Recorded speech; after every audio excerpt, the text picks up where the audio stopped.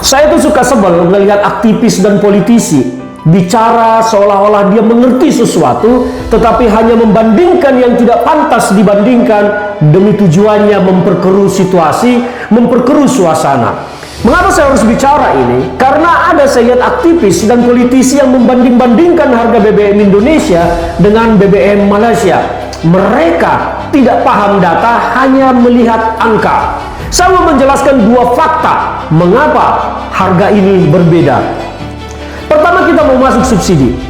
Jumlah penduduk Malaysia itu sekitar 36 juta jiwa. 36 juta jiwa.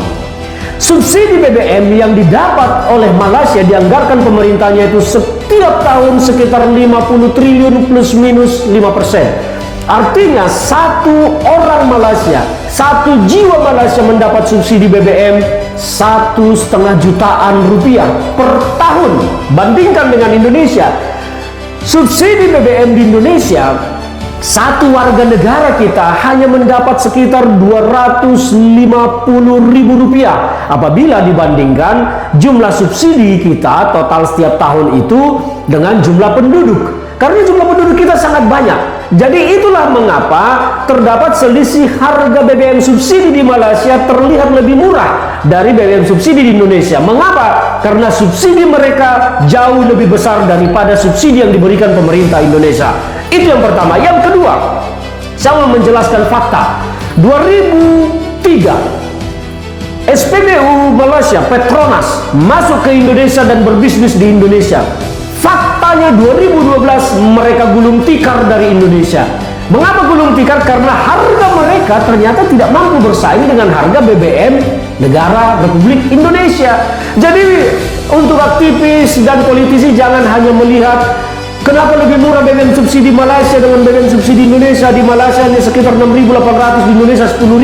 Itu pun ronnya berbeda.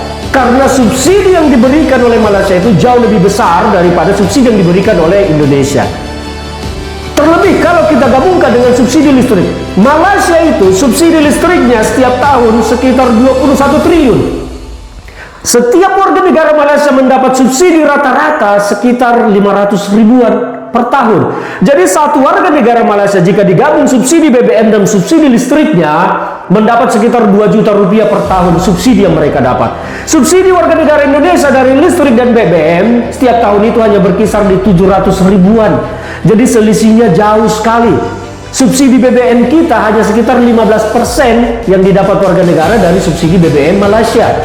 Jadi ini harus dipahami sehingga para aktivis, politisi jangan asal mangap membandingkan harga BBM Malaysia dengan harga BBM Indonesia.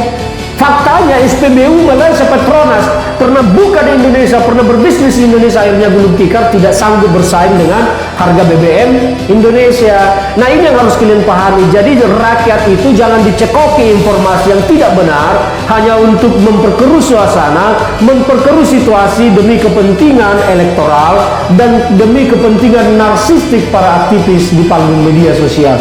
Ini yang saya prihatin melihat Indonesia saat ini.